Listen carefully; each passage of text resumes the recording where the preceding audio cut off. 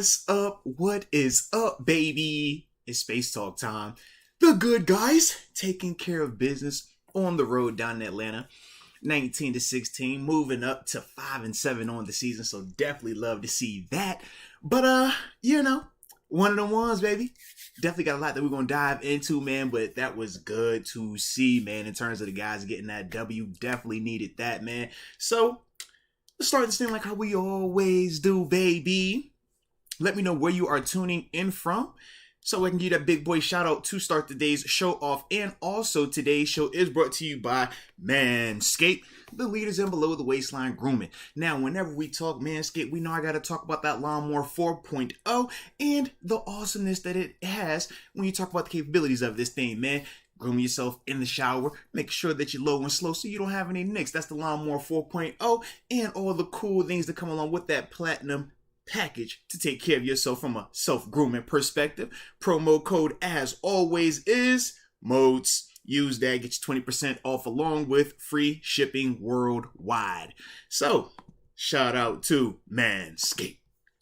And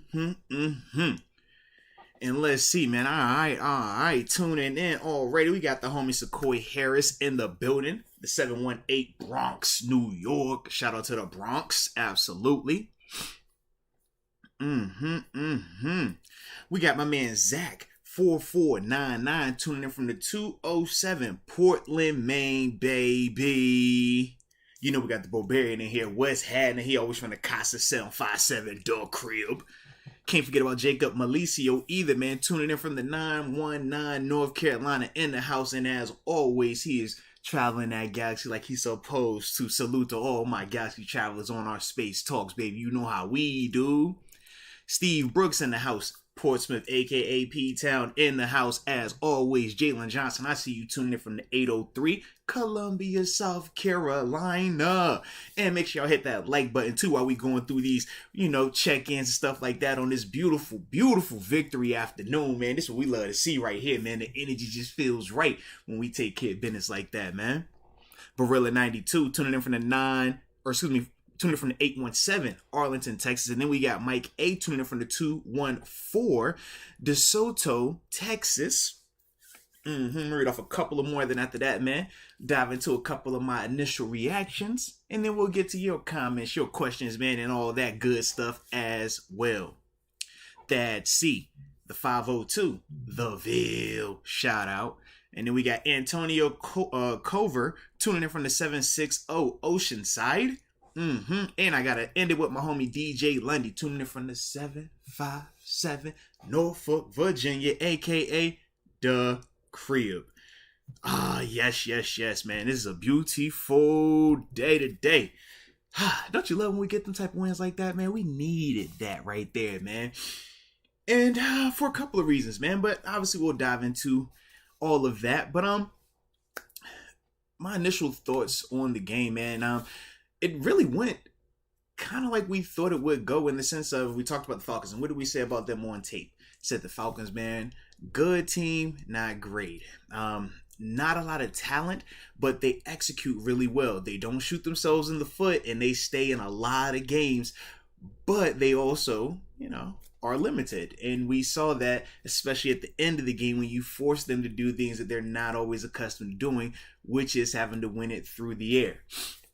So I thought that part held true. Also, when we talked about some of the advantages that we thought we would have from a Pittsburgh Steelers perspective, we said that we should be able to run the ball on them. That held true.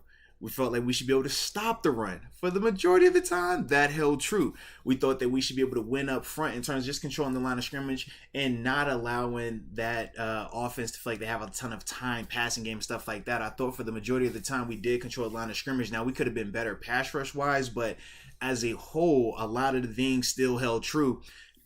And like I said, man, for me, man, I just thought that this was what we wanted to see in terms of piggybacking on another positive performance, right? Because obviously we had the good game on Monday night, and we wanted to see, could we stack another performance on top of that, right? Because we say that's the difference between your good teams or your, not even just say good teams, but the okay teams to the good, to the really good, and the elite teams. Man, those are the ones that are able to consistently stack winning performances upon winning performances. And it was good to see that we were able to do that today. And when you're talking about what we've been doing since coming out of the bye now, 4 games, we got 3 victories out of that. So you can see how we've been able to really get this thing going in the right direction. So when we talk first half versus second half in terms of my observations, man, I thought in the first half we came out and we moved the ball extremely well. Very methodical. When you talk about some of these drives, man, what is it? Let me make sure I get the count right, because I know we have for the overall game, but just in that first half specifically, let's see. First drive, 16 plays. Second drive, 12 plays. Then we scored on the 4-play drive. That was obviously the Connor Hayward touchdown pass, but then you have a 9-yard drive. A 9-play drive. So when you look at that first half, what was it? It was a lot of productivity on the offense side of the ball in terms of them being able to move the ball. I thought that Kenny went through his progressions really well. I thought that Pat Freiermuth in that first half really was taking over, man, showing a lot of his capabilities, especially with some of his run after catch stuff. I thought the physicality in the trenches was continuing to show up as well in that first half with the offense. I thought pass pro was good. Obviously, Lorenzo Carter on that first drive had a couple of pressures and QB hits, but outside of that, I thought we did a good job of minimizing those guys that they had up front in terms of the pass rush. And also when we're talking about that first half, I thought Kenny played really well. I obviously had the miss, but as a whole, I thought that it was really good by him. My question mark was, where was George Pickens at? I was trying to figure out why we weren't involving him as much as, we think he's capable of. But as a whole, in that first half, I thought offensively we did some really good things. And I also was pleased with Matt Canada's play calling in that first half. I thought we had good balance. I thought that we took shots downfield. Even though we weren't connecting on all of them, I still liked some of the calls in terms of how we were scheming them up. And I just thought that we were being the ones leading the dance. We were more proactive in dictating what the defense was going to do versus being reactive and allowing the defense to tell us what to do. So I definitely liked what I saw right there as well. And from a special teams perspective, man, Matt Wright, in that first half, 3 field goals all made from over 46, right?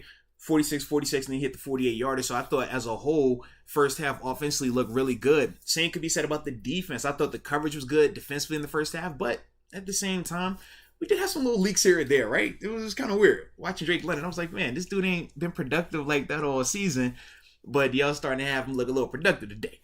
So you know how that goes, but at the same time, we were still getting some misses by Mariota, and some of that was caused by the pressure, and some of that was just on Mariota. But as a whole, I thought that the defense, the physicality was really starting to show, and we did kind of feel as if a turnover was going to happen at some point in time. It was just like the more you watch Mariota throw this ball, man, the more you can see where, he's going to make a mistake eventually. So you go into halftime, we're feeling good, obviously. Second half starts. Now, second half, a little bit different, man. It was more so a lack of opportunities when I think of how the offense played second half versus first half. I know when I initially wanted to just give my reaction, it was like, man, what's up with the offense in the second half, man? We didn't have as much productivity. We didn't have as many scoring opportunities. What was going on? And I really thought it was more so just the Falcons offensively for them in the second half. They were a lot better. They were able to sustain drives a lot more. And that was ultimately how they were able to get back in the game. But when you specifically look at the Falcons in that second half, they got they started out with a 6-play scoring drive, or 6-play in a punt. So that's at least 1 first down. The second one was when they scored. That was the 8-play drive. And then they came out with a 16-play drive. So you can see that was a little bit of the difference in terms of why we didn't feel as good about our offense second half at times, because we didn't have as many opportunities. You think about that first half, man, 5 opportunities. 4 of them were scoring drives. That second half, nowhere near the start that we wanted, because like I said, we just didn't get enough of those opportunities. But when we did, I did like the initial drive we had in the third quarter, 14-play drive, but once again, settling for field goals. Now, if that continues to become a theme, that becomes the new shift in terms of, all right, we got to get a lot better in this red zone. But this does mark another week in a row where we could see our offense moving the ball up and down the field. It wasn't necessarily in the explosive play variety, but it was really good to see them moving the ball in a very efficient variety. And that was the part that was really promising, along with the balance. I mean, when you look at Deontay, Pat Freiermuth, but then you look in the backfield, you had Naji having big-time play after big-time play in terms of just grinding that thing out. Talk about Jalen Warren and some of his timely plays. Benny Snell, some of his timely runs. Even Gunnar Olszewski and Steven Sims and the way that they were utilizing the jet sweep element. I thought as a whole, That was really good to see, especially, like I said, in that second half on that one particular drive. Then from there, the next time we really have a legitimate opportunity with the ball, it was when we had it. We had the 9 plays, and it was the decision right around the 40-yard line. Do you attempt a 51-yard field goal with Matt Wright, or do you take the penalty like we did, and then you punt with Presley Harvin? I thought that was a really good decision at that time because, yes, could Matt Wright hit a 51-yarder? Sure. But if he misses it, you're setting up that offense turns the Falcons right around midfield with, I think, 2 timeouts at that time. So they were still going to be in a good situation in terms of short field, knowing that the situation wasn't going to change either way. 3 points would have tied it. Touchdown would have won it for them. I did like that decision to rely on the defense and just say to yourselves that, hey, man, what's the likelihood of this Falcons offense being able to go 80 yards if it's touchback or 90 plus yards if you down that thing anywhere in the 10? Obviously, Presley Harvin does an awesome job putting that thing right on the 1-2 yard line. And from there, what do you see? When the Falcons had to get out of their game and had to open it up and start throwing the ball, first thing they do, throw it right to Minka. Excellent job by him jumping the route, get the pick, get out of bounds so we don't have to deal with the whole, all right, giving the ball back. Really heady play by him, but that's what you want to see right there. And that was the beauty of how this game went. And when you talk about just the final thought of it, I just thought, man, it was a good collective effort, man. Offensively, we saw what we needed to see. Defensively, timely stops, right? Cam Sutton, I thought that he had some really big plays out there, man. Obviously, Minka doing what he needed to do. A couple of other guys that I thought really stepped up or were flashing defensively. Larry Ogunjobi and Cam Hayward. I thought both of those 2 guys also did things at times, man, to really just make this game, feel very confident or always in control for us. And that's what you want in these type of scenarios. So I definitely like that. And I thought for Danny Smithman, it was good to see he had his unit respond in a positive manner, especially after last week where we saw how the special teams really allowed the Colts to get back in the game. I thought that they did a good job, number one, with the punt team, Presley Harvin, what he did, Matt Wright knocking down all his field goals and extra points, and then not allowing Cordell Patterson to be impactful in any form in terms of the kickoff return game. That was beautiful. So yeah, across the board, man, I really thought this was a good, impressive win in all 3 phases and something that we definitely need as we continue down this stretch, man. But this was really good, man. I really think we're taking steps in the right direction. So like I said, those are some of my initial thoughts to this thing, man. But now we'll dive into this, man. Tap into some of your questions, man. Some of your thoughts. And make sure I hit that like button as well. Oh, and I guess y'all should subscribe too if you have not done so. Now let me sip of the hill.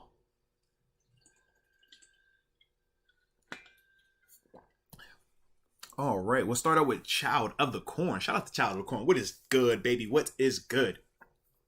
Yo, Moats, what's good? 100. Not the prettiest win, but a dub.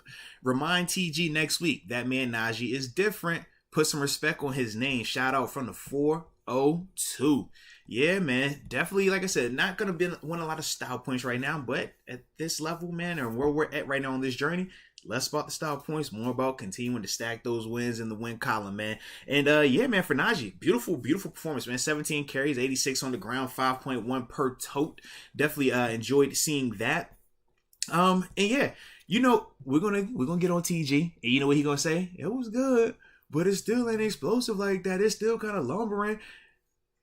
Everybody gonna have their view on how they want to see their running backs be productive, but at the end of the day, productivity is productivity. So regardless of how they view the style points, man, to me, I thought that Naji did what he needed to do in terms of running behind his pass, just being a physical bruising back.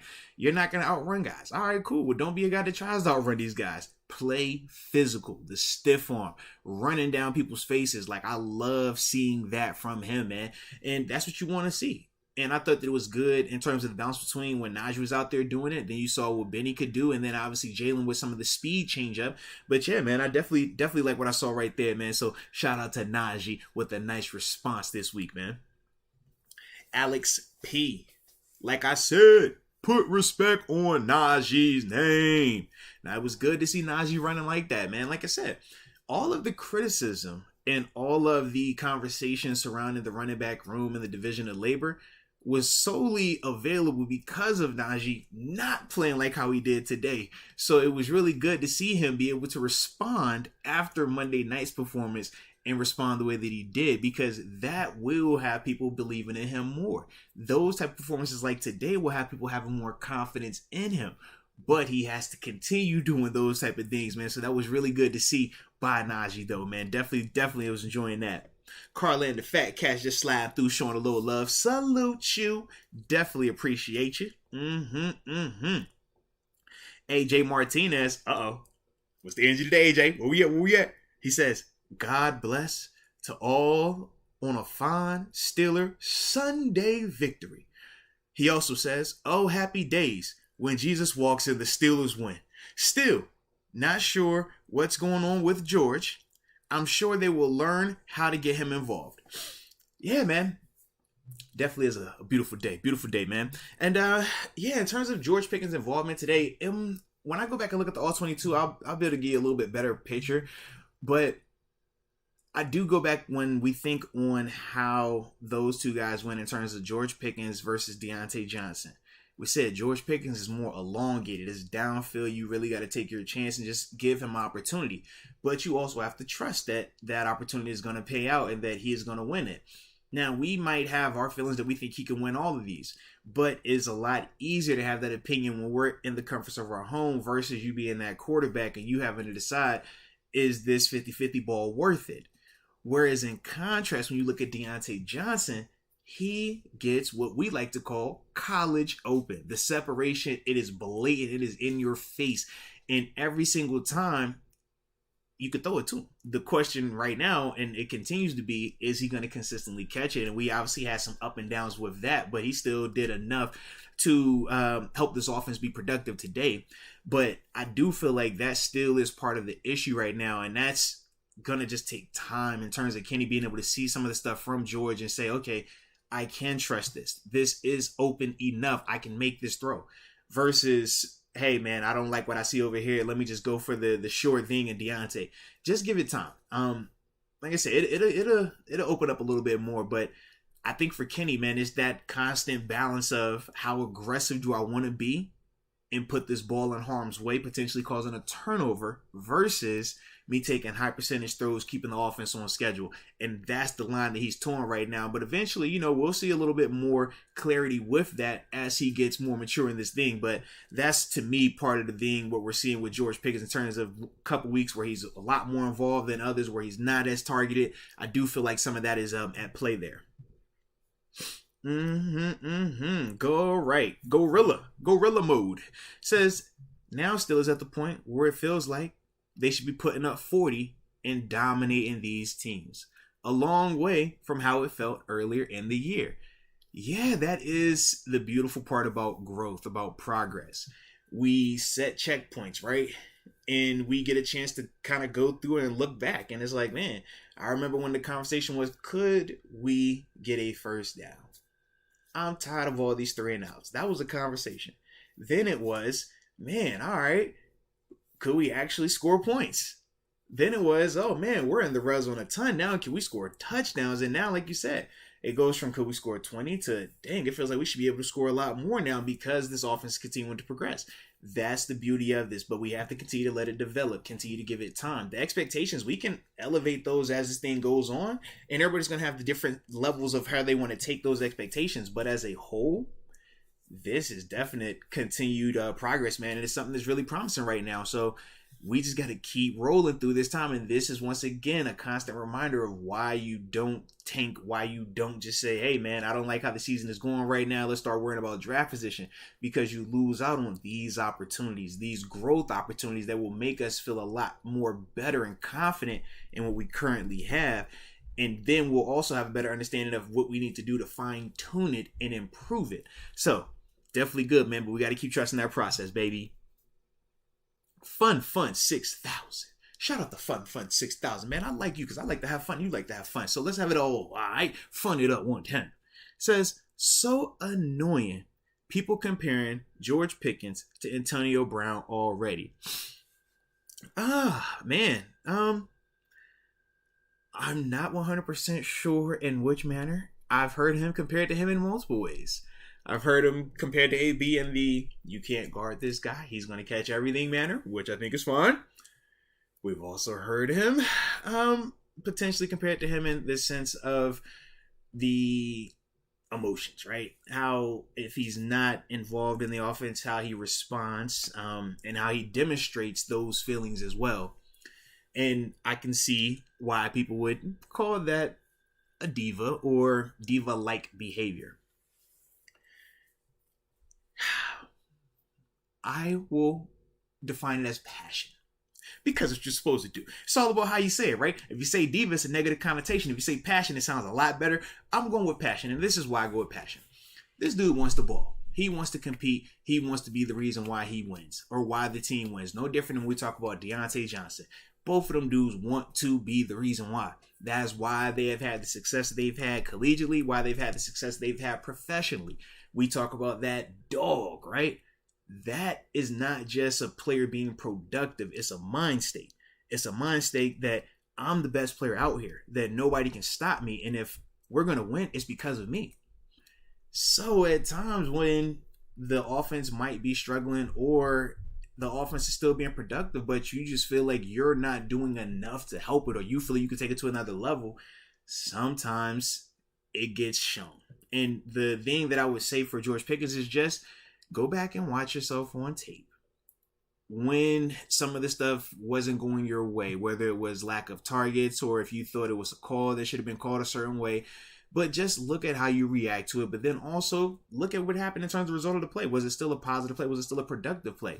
And just ask yourself, man, is this energy going to help this or is it going to hurt this? And those are some of the things that, you have to do at times just to kind of take that step back and just see it. Because when you're out there, man, you're so caught up in the moment. You don't think about what it looks like. You don't think about how it affects your team, how coaches may see it or anything. You're just locked in. But every once in a while, when you go back and actually look, you're like, dang, man, this probably isn't the best look. So even though I'm not trying to be a negative person here, my actions aren't being productive because of how it looks, and the perception just leaves it too much up for questioning. So for him, man, maybe it could be as simple as that. Go back and look at yourself, and then from there, you identify that, hey, man, I can display my frustration a little bit better. I can display my mood a little bit better, especially on game day. And those are some of the things that he'll have to obviously, identify and tweak if he feels it's appropriate. Now, he might feel that he doesn't need to do that, and that's a different conversation. But that would be how I would look at it, or how I would approach it if, this is a veteran talking to a younger player.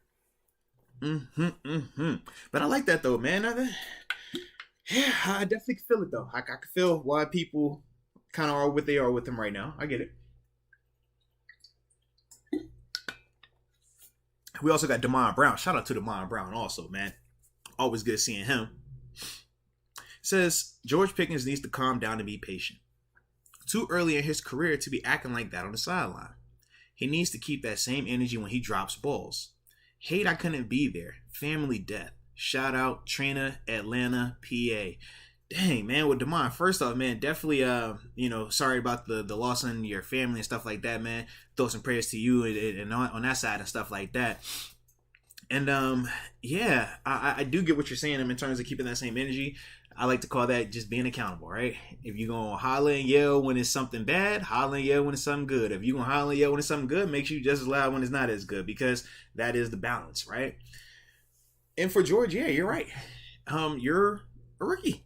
This is early in your career. I get it. You have a lot of excitement around you, and rightfully so, because you're a talented player, super talented.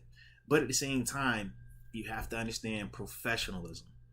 And it's not always going to be a game where you're featured. It's not always going to be a game where you're the reason why. Sometimes you are the decoy. Sometimes you're just the guy that's out there, and you're getting attention, but you're not getting the touches. Okay, but you're making good blocks. We did see you do some of that, right? And that's some of the stuff where it's like, all right, you might not impact the game this way, but other ways, how can you impact it? Other ways, how can you still be dominant? And that's where you ask these younger players and you challenge them like that. But he's still young. He's still figuring that part out. And you don't expect rookies to understand all of that in terms of on the field play, off the field play, how to handle your emotions, how to be a dog, how to balance that thing out, all that stuff. It's a lot at play there. But for him, he's going to be fine. He's taking this time. And I do believe at the same time that regardless of how concerning people might feel, him reacting is at times, I trust Coach Tomlin because we talk about Antonio Brown. Well, I saw how Coach Tomlin would handle that and how he would maneuver in. In my opinion, I thought that he had him at his best during that time frame before and off the field. Obviously we've seen how things have progressed since then. And case in point, that's why when I say I trust Coach Tomlin to not allow it to ever get bad with George, I do say that from the seriousness of my heart because Coach Tomlin, man, I trust the dude, man. Like he's always been one of them dudes, man, who can handle those type of situations. So I do feel like he will take care of, George Pickens and just have that conversation so it won't become a thing. But at the same time, for George, he's a young guy. And he's very passionate about his game. He's very passionate about his craft. So you just kind of got to... And it's also that fine line. Because you want a guy with emotion, but you don't want him to be too emotional. It's part of the league, man. He'll be all right, though. Jamel Smith. Shout out to Jamel Smith also. And shout out to everybody that's here with me in this on the stream today too, man. We like these type of things right here, man. It's like a victory party. We turn up over here. Hey, keep it rolling. Especially when the good guys win. And that's what we need. A lot more of that, man. Good guys win, bad guys lose. Shout out. Let's go. Dang, I need to check around the league too. I didn't even see what the rest of the division looking like. Dang. I know Baltimore, they were going down to the wire. I saw where Lamar got hurt. I haven't had a chance to see the rest of that, though. Did they win? I don't know. Huh.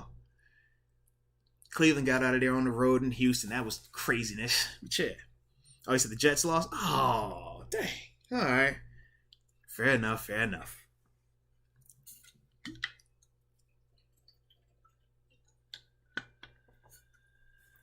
So that means Tyler Huntley found a way to get it done. Now what y'all telling me? 10-9. Ooh, that was stank. Okay. Fair enough. All right. So let's see who we have in the situation. Oh, Jamel Smith. That's what I was on. He says Pickens was pretty frustrated. Do you think Kenny should trust him more with the contested catch situation? Yes and no.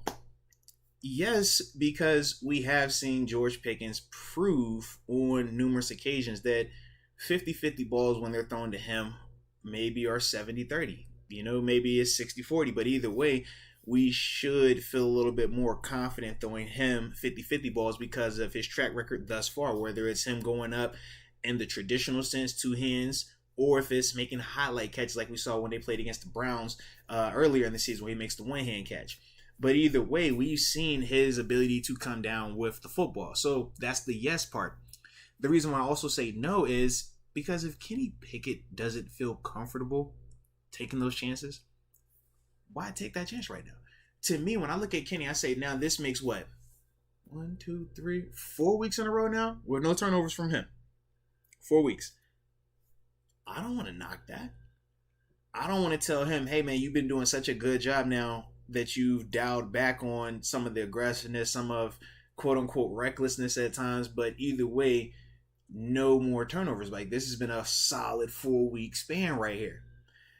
I don't want to tell Kenny, hey man, trust him a little bit more, give him a couple more opportunities, take that chance if he doesn't feel comfortable with that, because now you go back to what we saw at the beginning when Kenny took over, and it was almost like he was just throwing it out there just to throw it out there to him. Remember we talked about, all right, is he reading this thing? And that's why he's throwing the back shoulder. And then we got the Eagles game, and it's like, well, no, dude, you got to put air on this thing, lead it front side. We saw last week where he was able to make those adjustments, and that was good. But we can see how it's been something that he's still been fine-tuning himself. But we know there's a definite connection when you're talking George Pickens and Kenny Pickett. But they're both young players, and they're both going through the growing pains of the NFL. Defense is adjusting every week. More film getting put on you every week. Different challenges in terms of what you're trying to operate each and every week on offense. So long story short, or long answer short, they're going to continue to trust each other. That's going to build organically. I do feel like for George, when you're frustrated, you do have to understand how to channel that energy, how to display that energy because of how many eyes are going to be on him and the impact that it can have, and not just in the game, but the ripple effect, right? We won today, so it's going to be a small thing because of the team winning. If the Steelers would have lost today, you know what they're asking those guys in the locker room. You know what they're asking Kenny Pickett. Hey, man, how do you feel when the receiver does this? Hey, is there a situation going on between you and this guy right here? And all of that. And now you get the negative nonsense. And even though it's moot to an extent, it's still going to be something to have to deal with. So that would be the thing that I would just say once again, man. It's just like, hey, understand how to display that stuff, time and place. Eyes are going to be on you. That's all. Farron Bradford. Shout out to Farron Bradford. Says 14 got too much diva in him. Oh no. Running half-hearted routes and pouting. He has to grow up. You want to be the guy, get open. Young player, man. Young player. It's the youth movement, but at the same time, I get it. We're holding him accountable, and rightfully so, but think of it like this, man. He's a young player. It's not going to be the first time. I don't think it's the first time we've seen him display emotion, right? Or to an extent where we're kind of questioning, like, hey, man, you're doing a little bit too much. It's not the first time we've seen that. I just say, for him, time. Just give him time. This is a great opportunity for him to learn from this. Whether it's from himself, learning how he handled it, also seeing how others around him are going to be having to handle it, and just how he can grow from it. I also think that somebody will probably bump into him and tell him, hey, man, there's another receiver here before you that was kind of, has some stuff going on and off the field, man. You don't want to follow that path, all right? So I think he'll be all right. But he is young, so we're not going to bury him off of, these type of reactions as a rookie. Give him some time. Allow him to grow from it. That's all. Vincent Martinez, shout out to Vincent, by the way, says, nice win. Getting better is all you can ask for. 100% correct, man. Each and every week, man, we're getting 1% better. That's what you're looking for. When we talk about how we're getting better, it starts top down. You talk about Coach Tomlin. Was the team motivated? Was the team fired up? Was the team out there executing in all three phases to start the game? Yes, they were. Did they finish the game strong? Yes, they did. Did they make adjustments throughout the game? Yes, they did. Offensively, when you talk about Matt Canada, have we seen improvements with the offensive scheme, the play calling? Yes, we have. Have we felt an uptick in productivity scoring-wise? Yes, we have. When you talk about the player specifically, more consistency, more efficiency, we've seen all these things like going down the line, and that's the beautiful part of where we're at right now. We're really getting a chance to walk this journey with these dudes, and this is why we can feel so much better when we can see the growth from the Jets game, that Patriots game early in the season, right? And how we felt offensively, how we felt not being able to get stops defensively versus where we're at now. And it's like, nah, man, we started to heat up a little bit. This is what you want to see right here. This is a good situation right here, man.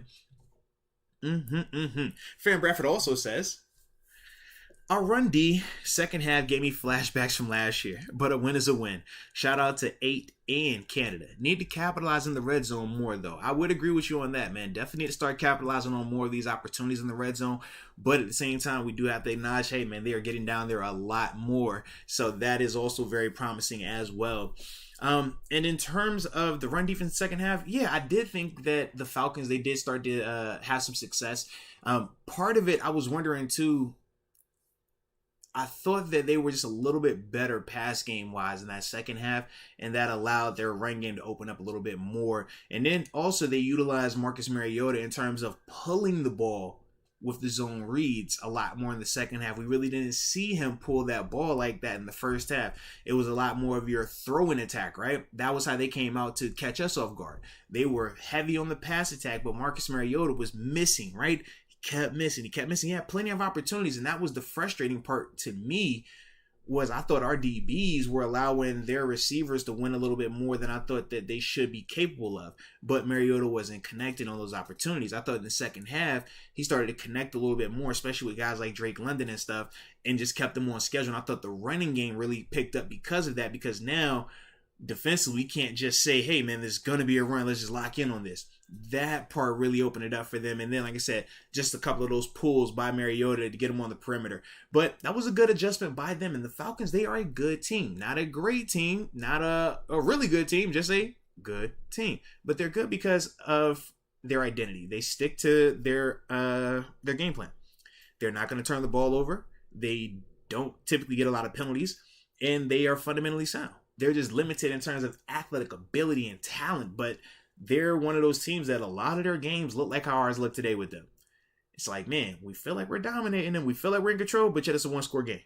It's just a 3-point game. That is the Falcons, man. But that's why I was really impressed to see how we were able to go into their house, play that style of game, and out-execute them down the stretch to get the win. That is something that you want to see from a young team like we have right now. Can you make the plays? Can you be the team to not make the mistake, but to force the other team into that mistake? And we did that. And that was beautiful right there for us. All right, Mike Hood. Mike Hood says, peace to all. Birds are chirping. Sun is shining. Steelers win. 5-7 with 5 left. Go Chiefs. Uh-oh. Oh, yeah, that's right, because the Chiefs got the Bengals. Oh, yeah. Definitely need that one there. Y'all currently got this Niners and Dolphins game on, you know. Need all them teams to take a little L real quick, man. Absolutely. And I see Deeks Freaky Bots have tried to come back again. Y'all saw me earlier. I was trying to multitask. I was giving y'all I'm going to look in the camera and talk the whole time and multitask as I get Deeks Freaky Bots up out of here. And then they spun the block on me, man. Stop spinning the block on me, man. All right, come on. Jeez. Hey, Big Facts and Q, man. Y'all got to take Deeks Freaky Bots. Next time they come through, y'all take care of them, man. All right? Y'all in charge. You the captain now. All right, we got Dondre Ezel. Shout out to Dondre Ezel, by the way. He says, we can most definitely run the table the rest of the way. And I would agree. But at the same time, it's one week at a time. That's all we got to do. The way we're playing, the way we're progressing, we're gonna be competitive down the stretch, man. Absolutely. And that's all we're looking for right now, man. We're trying to see 1 week at a time. Can we out-execute? Can we do the necessary things? Can we not make the back-breaking turnover? I thought we did for a second. The whole Deontay Johnson situation, I was like, oh no, this is how it starts. Falcons score, we fumble, short field, they score again. Oh Lord. But everything worked out, and that's what we need. So yeah, I think it's very much on the table. And this was the part of this schedule that we felt that if we were going to be a team to make it into the postseason, if we were going to be a team to win this division, if we were going to be a team to really just stay competitive right after switching from Big Ben, we thought this was going to be the part of the season where that would happen. We said right when we get out of that stretch, when you're talking Tampa, Philly and company, Miami, it was like, man, get out of the bye, man. It lightens up for us a lot. And right now, we're taking care of business. This makes 3 out of 4 victories coming out of this bye. This is a really, really good situation for us. But we got to keep this thing going. But like I said, man, 1 week at a time. But DeAndre, you're definitely, we're on the same wavelength, man. Trust me, we are. Christian Matthias. He says, look, I figured it out. Deontay has T-Rex arms. It's time for Deontay to lose his status as wide receiver 1. I trust Chris Sims more at this point. Yikes. Well, I mean, I get your frustration. I do. Deontay still was 5 for 60, averaged 12 yards a catch, though. Had a longer 20. I get it. Could he be better? Yep, he definitely could. And that's the gift and the curse of Deontay right now. As frustrating as it was, when we talk about some of the mishaps from him, he still was super productive. He still was a big reason why our offense was able to stay on schedule. He still continues to be the receiver that consistently, not every once in a while, consistently wins and gets open. So I get the frustration with Deontay and us wanting to take him off the field and all that other stuff, but he is the one that is consistently giving you productivity week in and week out, even with the drops. So that's the part for me where it's like, I'm not about to holler for him to not be wide receiver 1 until somebody comes up there and takes it. He is going to be that guy because he consistently gets separation. He consistently, even if he does drop a pass or 2, he gonna come back and hit you at least 3-4 of them things where he gonna have you 50, 60 yards. We know the run after we see the speed. And we saw that today. I also like the fact that he did not run backwards. He had an opportunity today to run backwards, and he did not do it. So shout out. But yeah, to me, man, when I think of Deontay, I'm not putting Steven Sims. I know you said Chris Sims, but I'm not putting Steven Sims over him. I like Steven Sims' burst, but to me, Steven is still more of the gadget guy. He's more of the we're gonna scheme stuff up for him. Very similar to how we use Gunnar Olszewski, the slot guy, right? And George, like I said, George, deep threat, yes, but you have to be willing to throw 50-50 balls there right now. It's not this crazy amount of separation. With the young quarterback, that's not the necessary thing you want. You're relying a ton on this quarterback being very accurate with his ball placement time and time again on some of those throws. Whereas when you look at Deontay wins. Deontay wins, and it's like, I can throw it to him wins. Like, that's what you want to see. So, yeah, until somebody takes that or they do that better, it's going to be hard to get Deontay off that field. Because that's the thing that he continues to do and has done since he's gotten here, man. But I definitely can feel what you're saying, though, baby. All right, Darius Mayo. Shout out to Darius Mayo, too, man. Shout out to you, baby. All right, he says, love the response from Deontay for bouncing back late in the game on a huge catch when it mattered. Absolutely.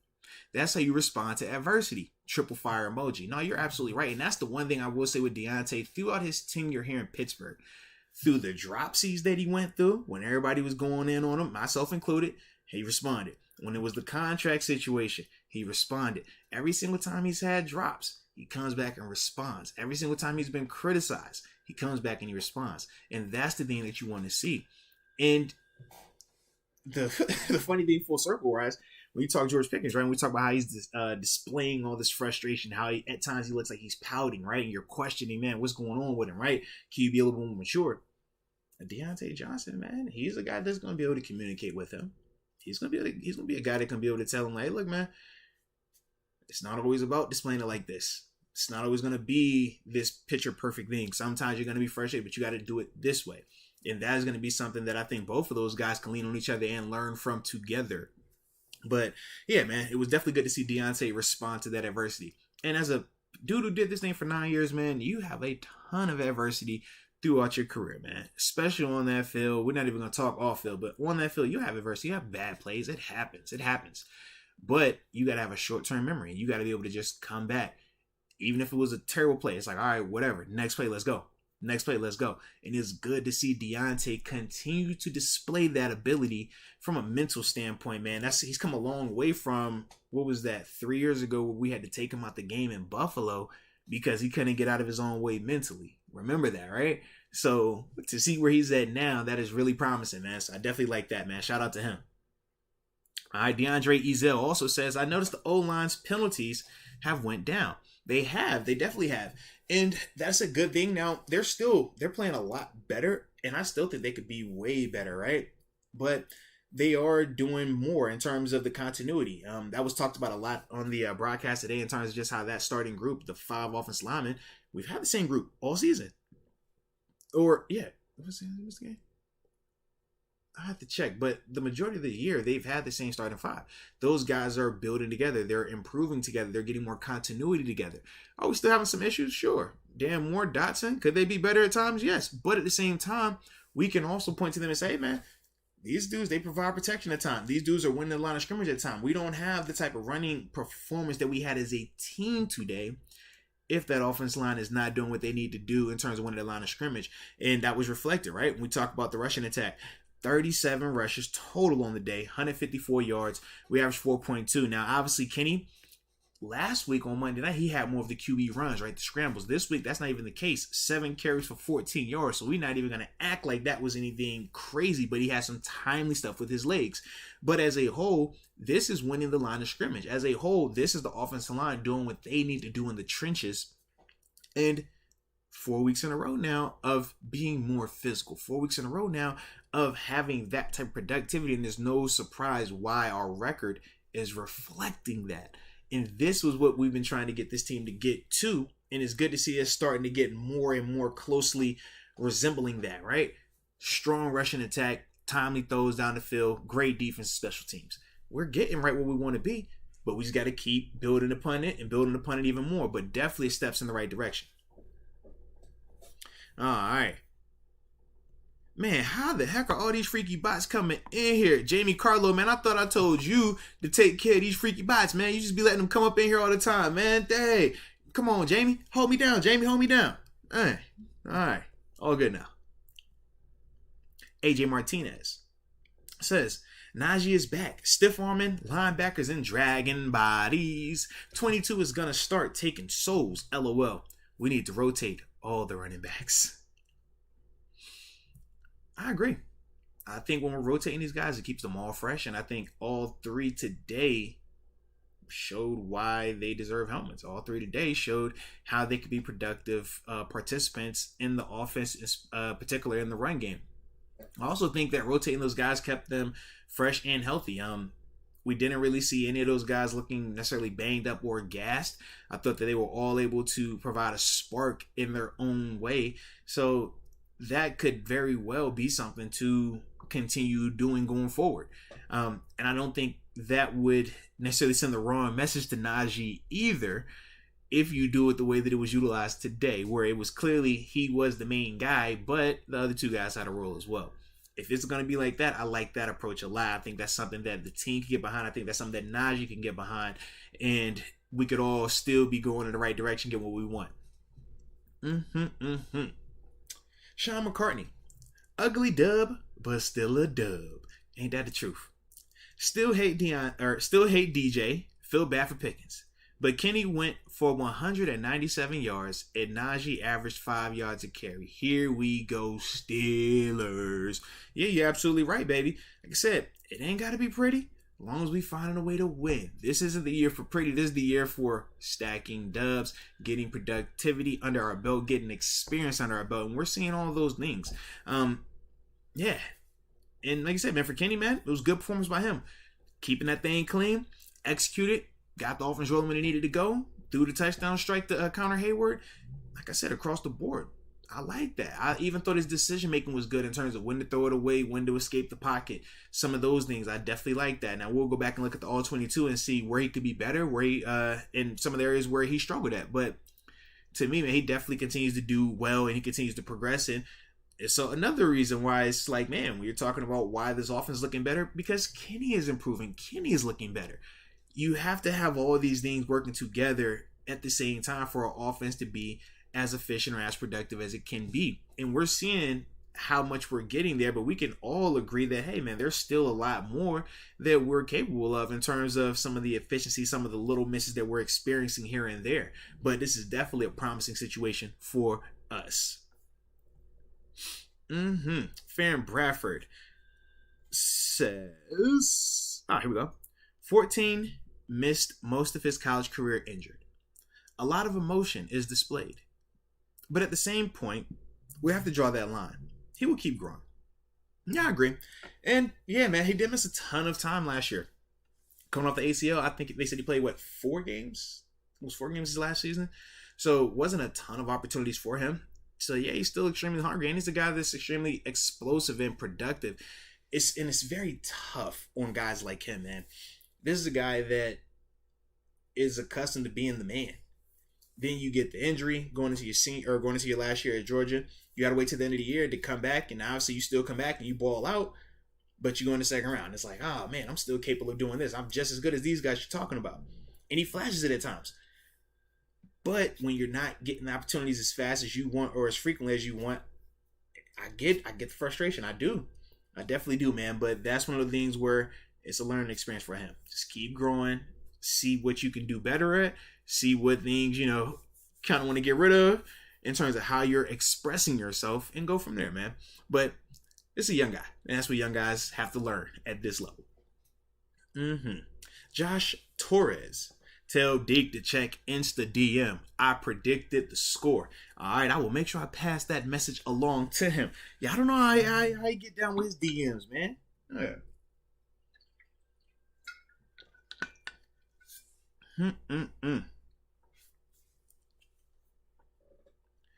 All right, Lubo. Shout out to Lubo.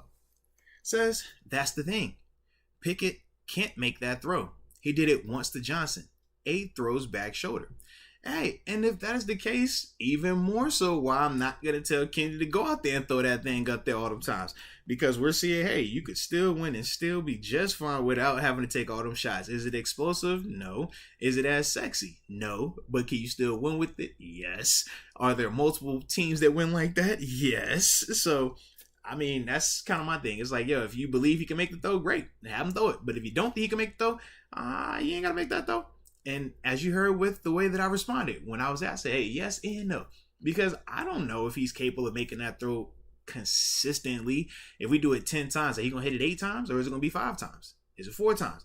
That's the thing that we got to weigh, and none of us can truly say without a shadow of a doubt what the answer would be because we don't predict the future like that. But Kenny, if he feels confident in that, we'll start to see it more. And if he doesn't feel confident in that, then we won't see that more. But either way, as long as Kenny is keeping the turnovers down and still efficient and effective in all the other areas of his game, I still think you're fine with it right now. AJ Martinez, he says, Chocolito lost a majority decision last night boxing. Makes me angry. Judges, I love 14 attitude. He is a fighter. We need to feed Master Moats. Turn it up for Watt. Watt number 44. Derek he's talking about. D Brown, blessings. Yeah, man, I did not see the Chocolito fight. I was on my who was I watching last night? UFC. Oh my goodness, I'm drawing a blank on the names. Oh my gosh. And this was a good one too. Oh, Kevin Holland and Kevin Holland and Stephen Wonderboy Thompson. Man, they were scrapping. It's unfortunate, man. Holland, I think he hurt his hand in that fight, man, because it definitely started to change the dynamic. But Wonderboy, man, he was doing his thing, man. That was what I was on, though. And yeah, man, shout out to Derek Watt. Another week, productivity, passing game, blocking. I'm liking this. If we're gonna keep him, utilize him, baby, utilize him. And that is a part of our identity right now. We are still bigger personnel groupings, and it helps. It helps with the run game in a major way, man. So it's definitely good to see that. Shout out to the other Watt, Derek Watt. Yes, indeed. Q. Unrelated. I feel bad for Broncos country because Russ has been beyond garbage. That's what I've heard. No excuse losing to Lamar-less Ratbirds. Yeah. Lamar went out in the first quarter. I did see that clip. Said it was with a knee. I don't know any details on it. I haven't seen any of the stuff that's come out after the fact. But yeah, to see them lose to Tyler Huntley, that's why I was surprised when y'all said that the Ravens won. I'm like, how? How did they do that? Like, it's crazy. But yeah, Broncos country, y'all gonna be riding for a little while, man, because that's a lot of money guaranteed out there, man. So yeah, hopefully he's gonna rebound. Hopefully. All right, Fan Bradford says, why the league find them boys so hard for the Teddy celebration? Laughing out loud, 130K scandalous. You cannot use guns in your celebrations, okay? You can't do the cutthroat in your celebrations, okay? You cannot direct your celebration towards another opponent, okay? It used to be you couldn't even use the ball as a prop. Like if you would dance with the football or kick it into the zone, throw it in the zone, that used to be fine. I don't know if that's still that, but the guns, yeah, definitely can't do that. Everybody know that, man. So it was dope when they threw it up and bang, bang, bang, bang, bang. And it's not the first time they done it. They did it even when TJ Watt had his pick, but the way they did it with TJ, he ran to the sideline and did it. That was the difference. Them boys last week ran to the daggone end zone and was like, hey, man, let's get it. It's a little bit more eyes right there. So that's part of it, man. But yeah, keep the guns away. All right, stop the violence. Stop the violence. Yeah. Shit, I won 38, but the positive is this. From tax purposes, it's a write-off. So at least those guys will get a tax break that'll help them with Uncle Sam around the end of the calendar year. And hopefully the NFL will disperse that money in a nice positive manner in the community. Yeah. Shout out to them boys. Crystal Privet. Crystal Privat. How you doing, by the way? Always good to have you in the building. She says, tell TG and Deke they couldn't hold 22's jackstrap. You better believe it, Trina.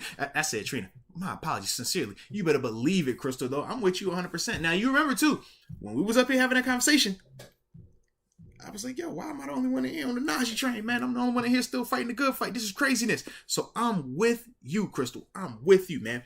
Yeah. I need to hear that 22 energy from him and from TG when we talk to him. Let me hear it again because the boy balled. The boy was running through folk. The boy, the stiff arm. That one. Oh, that was old school right there. I love that.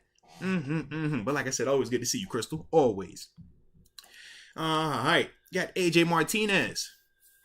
Says, I think we are turned up. Moats. But it was still a little bit of, what the heck? But it was still a little bit, oh, hell no, we can't. Oh, all right, I got you now. I was so confused where you were going. All right, AJ Martinez, he says, I think we are turned up. Moats, but it was still a little bit of, oh, hell no, we can't lose this game. Now, I can definitely understand that. Filling in part of that was because of the lack of opportunities that we had on offense in the second half. We had that first drive for 14 plays, we kicked the field goal. The next drive, right? This was after they scored, after they went on their long drive. That was when we had the drop. So we had that 3 and out. It felt bad. Then they came right back and had another drive. That was the part that we're feeling. And that was the part where we all kind of was like, oh, man, is this about to happen? So I get that. I definitely do. The sequence, though, that kind of, well, I guess this was the sequence that won the game. But at the same time, the sequence that made me feel better, this was actually before the Harvin punt. Us being able to move the ball as much as we did at the beginning of that fourth and getting at least 2 midfield, it let me know field position wise that, hey, we're going to be all right here. Because when you're talking field position, it matters. The percentage of a team scoring from 70 yards out versus 20 yards out, I said that backwards. The percentage of a team scoring or offense scoring when they're starting at their own 20 versus starting at their own 30 versus starting at their own 10 is drastically different. So when you talk about a team crossing midfield or getting around midfield, why is that important? If you were ever going to punt the ball, you already know that worst case, this team has to go 80 yards to score. So when they got to the 50, it was like, all right, man, all we got to do is put this ball anywhere inside that 20 and we're going to have a great situation for us defensively. Then it was just like beautiful to see that the punt actually worked out the way that it was supposed to. And then Minka goes and gets the pick and ends it. But to me, that was good to see, man, in terms of getting that first down. It was the Deontay Johnson one, actually, when he was able to right on that third down, catch it, dart up Phil. That was really where I was like, all right, I think we're good now. As long as we don't turn the ball over, we'll be fine. And it did work out like that. So that was really good to see. But I could definitely understand your feeling, though, AJ. Definitely could. Dondre Ezel. He says, I think we found our identity. You see Naji Stiffy? Absolutely. And you know I love that. I'm all for physical running like that, man. Like, that was bruising. That was menacing at times. And that's the version of Naji that we have to see. Naji isn't going to run by people right now. Naji isn't going to juke people right now. But what Naji can do is run over and run through people. And when he plays like how he did today, that sends a message. That puts secondaries on notice. That makes them have to second guess how quick they want to run up on that dude. You're not just running up when you see him stiff arming a linebacker like that. You're not just running up when you see him putting this Rydell in the face of a safety and driving him for 5 yards. You're not just running up on that. And that's what we have to see. Now, does it shorten his shelf life? Absolutely. Absolutely. But that's the cost of doing business right now. All right. So if that's what's going to make him more productive, but it might shorten him down in terms of career length, hey, man, we'll cross that bridge when we cross that bridge. But for now, that's how you got to run. So I like that. I like that a lot. AJ Martinez also says, I'm buying every dang George Pickens jersey. 14 will save our ASS in the future. Believe that. Naji will be better than King Henry. Kenny Pickett. See, bro, I don't know. JK. Number 8 is still looking like a rookie, but improving. He's okay, LOL. Hayward times 2 today. Putting the foot to the booty. Freaky bots or freaky. Chicka pow pow dirty. LOL. Whew, AJ, well, you took us on a roller coaster right there. But salute you, because that's how you always roll, especially when we get them dubs, man, on game day. But yeah, man. I think you're on the right path, man, in terms of copping the George Pickens jersey. He's a super talented player, and he's gonna continue to cook, man. he just has to, like I said, understand how to channel those emotions, how to use them the right way. In terms of Najee, is he going to be better than Derrick Henry? I would hope so, but I am not going to put that on him because Derrick Henry, that dude is a monster. He's a monster. But he didn't become that overnight either. It took him time. But that's a unicorn, man. Yeah, and we'll see with Kenny, man. Kenny, I'm with you on that, baby. And then Fun 600 also says, how you feel about George Pickens, how you feel about George Pickens refusing to do post-game interview in the locker room? I was actually unaware of that he was refusing to do the post-game interview in the locker room. If that is the case, it's very, put it like this, I'll just say it's disheartening, but at the same time, it's not unexpected. Disheartening just because you would hope that regardless of what was frustrating him during the game, that a win would take precedent over anything else. But if that wasn't the case, I get it. You know, it's been times where I don't want to talk after the game. I ain't gonna sit here and act like I have not had that same feeling, man. And I'm a dude that won the Chief Award here in Pittsburgh. In terms of being one of the guys that didn't mind talking to the media. But at times, man, some stuff you're just hot about. Some stuff, whether it's your involvement, whether it's the way you've been communicated to, whether it's the outcome of the game, or maybe it's something matchup related. But I get it. That is also a part of being young. That's a part of that professionalism we're talking about. And you'll learn. He'll learn. You know, you get away with it once or twice in terms of act the way that he did on the field, and then you kind of hide in the locker room when it's media time so you don't have to answer to it. But the thing is, by him not answering it, that means somebody else has to answer that question for him. And that's the part where he'll learn, because it's only, you know, so many times where other guys want to answer for a player's actions before they start to talk to that player. And hey, man, dude, you got to stand up for yourself right here, man. You put that out there, you handle that. I'm not your spokesperson. It's not there.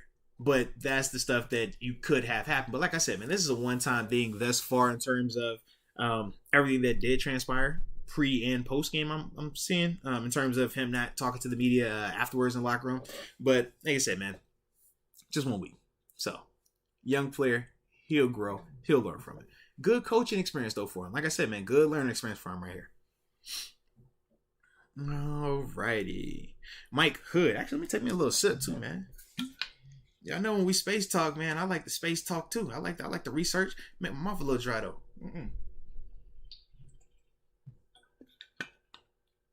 Now problem solved. There we go.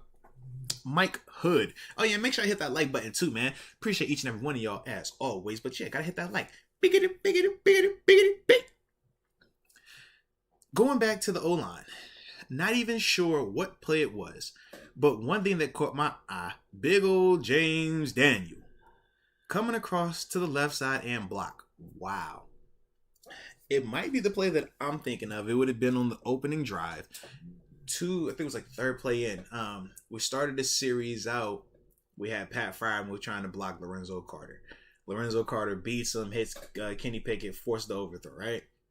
Then it was probably like 2 plays later, we went to dial up another shot downfield. And I couldn't remember I think we still missed it, but we definitely pulled James Daniels across and he definitely blocked that outside linebacker. And I saw that and I was like, that's a smart adjustment right there. Don't have Pat trying to block this dude all game. Don't have Pat trying to deal with that. Go ahead and either have him on Dan Moore, have an O-line come out there, chip, but don't one-on-one block this dude with a tight end.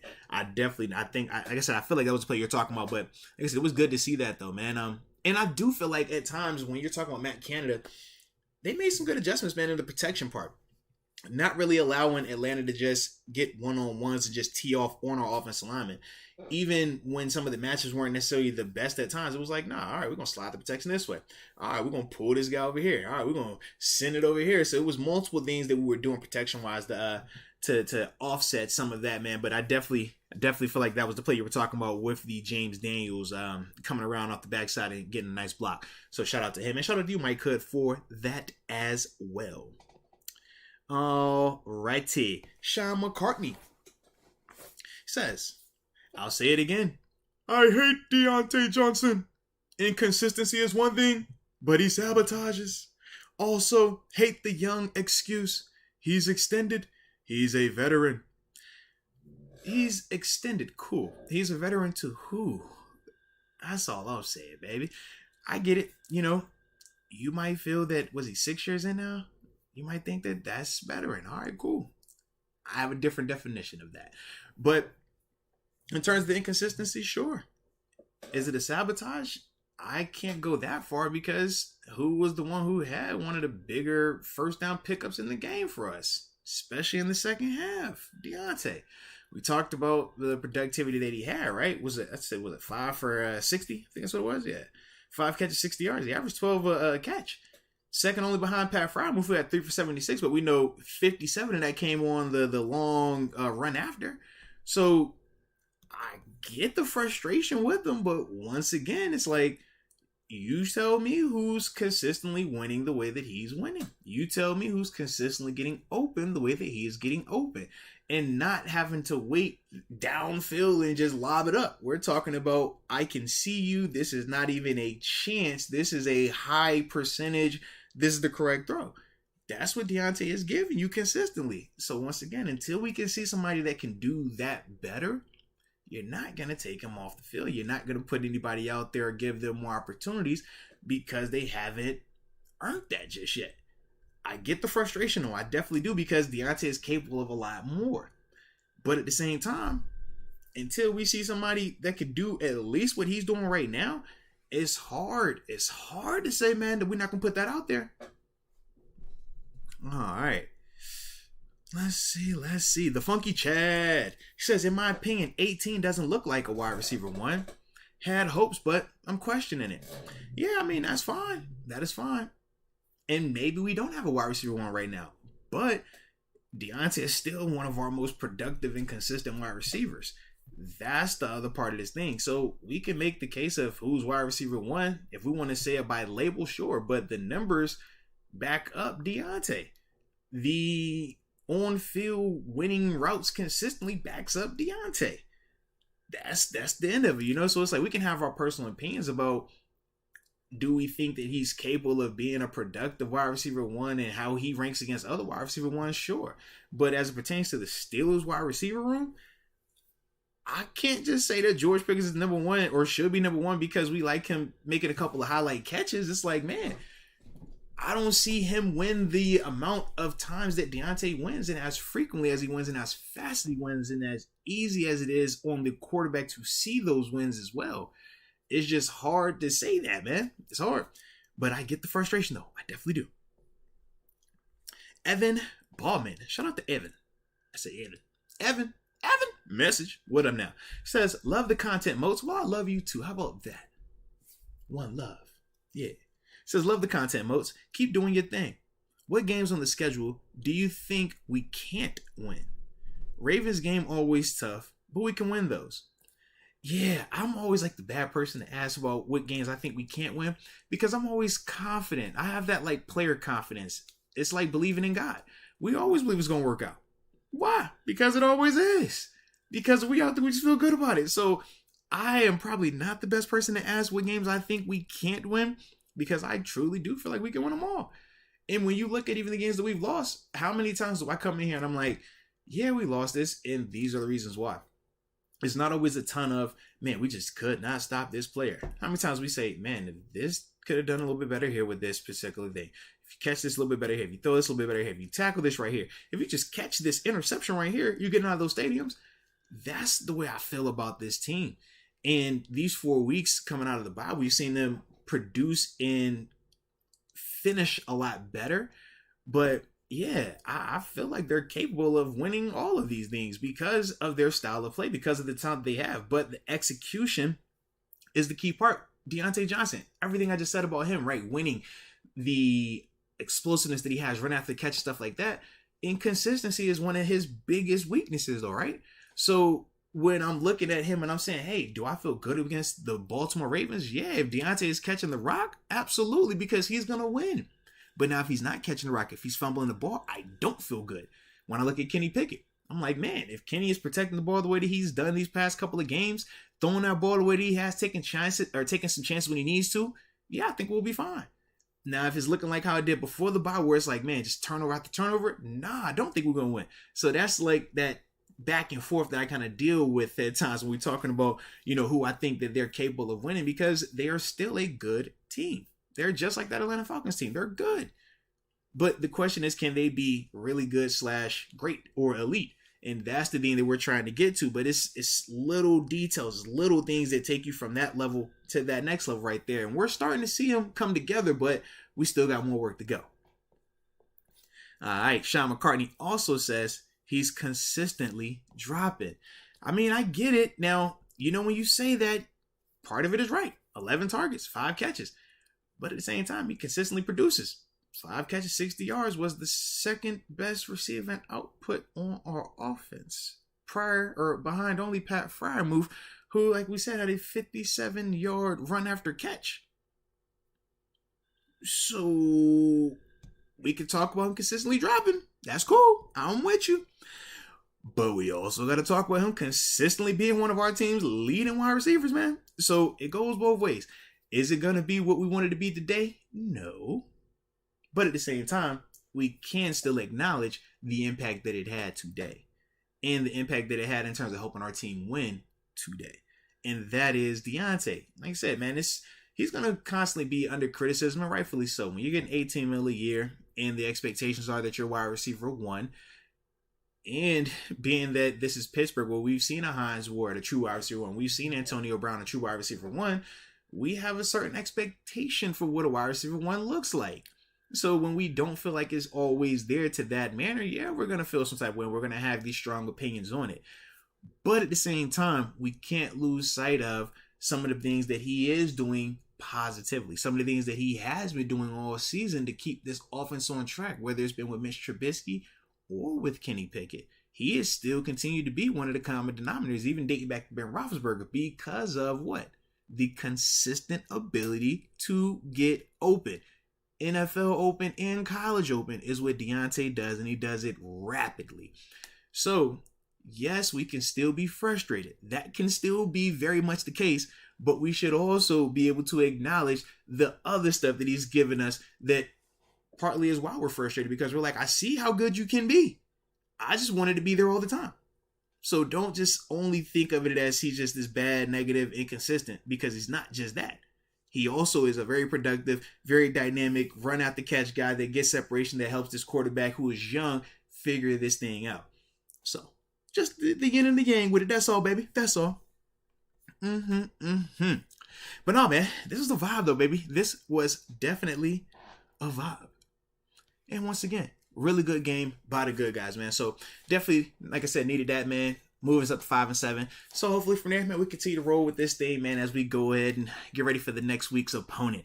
But y'all make sure y'all enjoy yourselves for the rest of this night, this Victory Sunday. We're going to tap in on Victory Monday podcast, as we always do, live at 4 p.m., man. So make sure y'all tune in for that as well.